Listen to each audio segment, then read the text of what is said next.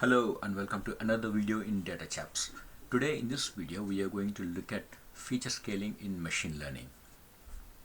So we'll be looking at why is feature scaling required in machine learning, when should we scale the data in machine learning, and how, what are the techniques to use scaling. So we'll start with why. So why should we do feature scaling in machine learning? It's basically to ensure that all the features in dataset are on a similar scale. For example, I will give you an example of this one, of a housing data. I have the number of bedrooms and square feet.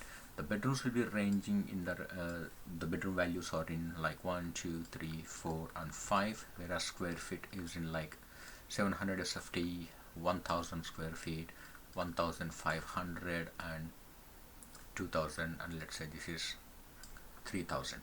So if I plot the data as is without doing any scaling, without scaling the data, if I plot the data as is on a graph, on here I have the bedrooms, and on here I have square foot, then the data will be scattered a lot like this one.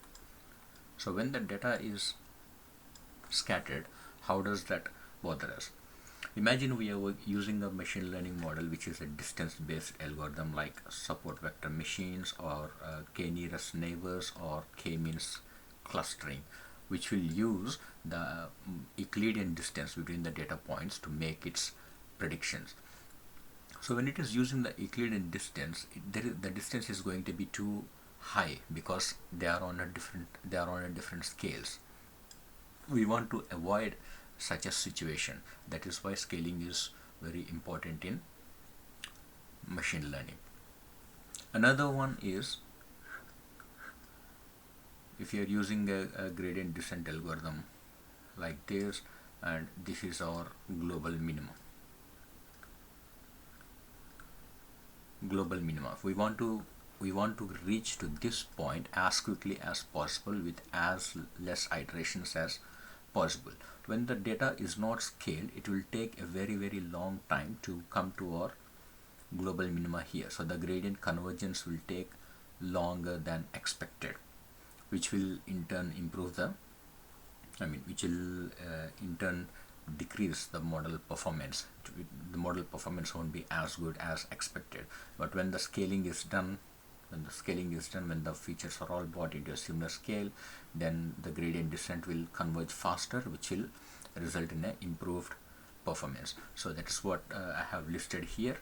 The first thing is to ensure that all the features are on the same scale, and the second one, model improves model performance. Like I said, if we are able to gradient convergence quickly, then it will improve the model performance, and then the same thing as well, the faster gradient descent, and balances feature importance.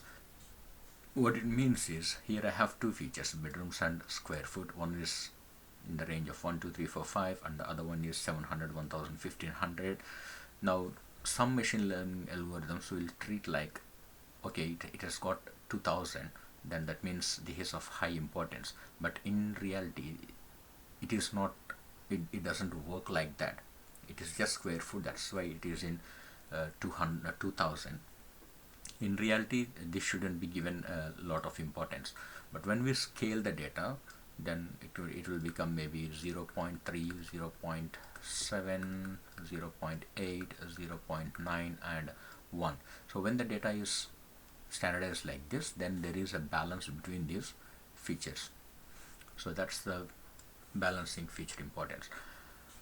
And the next one is, when should we scale the data? When we talk about this one, there are two types of whens here. The first one is, should I scale the data for every machine learning algorithm I am using? That is the first one. And the second one is, once I know the scaling should be done, at what step should I scale the data? So we'll look at the first one here. Like I said here, scaling should be done as a must when we are working with a distance based algorithms like SVM, KNN or k-means clustering.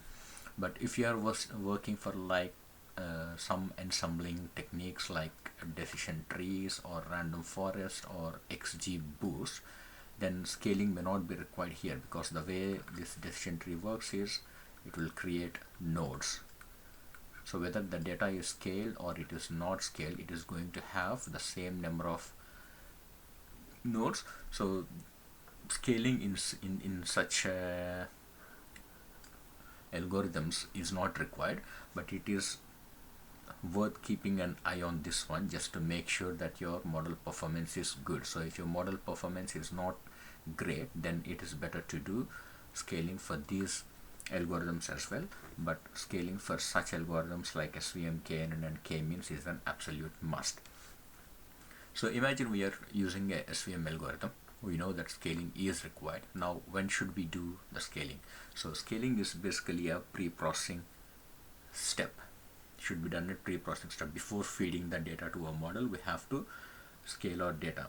And remember that 80% of the time data engineers will be spending on pre-processing the data. Only 20% of the time they will be actually writing the models and hyper tuning and other stuff, but 80% of the data is in the pre-processing stage, which is like data cleansing, data extraction, scaling, feature engineering and all that stuff. So pre-processing stage is when we have to do this scaling. And the next question is how should we scale our data? Are there any techniques? Well, there are three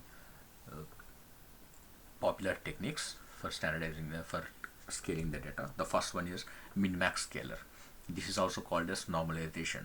What this usually does is it will bring all the data in a range of 0 and 1. So the minimum value will be 0, the maximum value will be 1, and all other values will be sitting in between 0 and 1. And there is another one called standard scaler. This is also called as standardization. So what it does is it will bring all the data in such a way that their mean is 0 and standard deviation is 1. And there is another technique called robust scaler. This is similar to standard scaler as well, but instead of using the median and the mean and standard deviation, it will use median and IQR. So I will discuss more about these three in separate videos for each of them, including the mathematical formulas and how they work.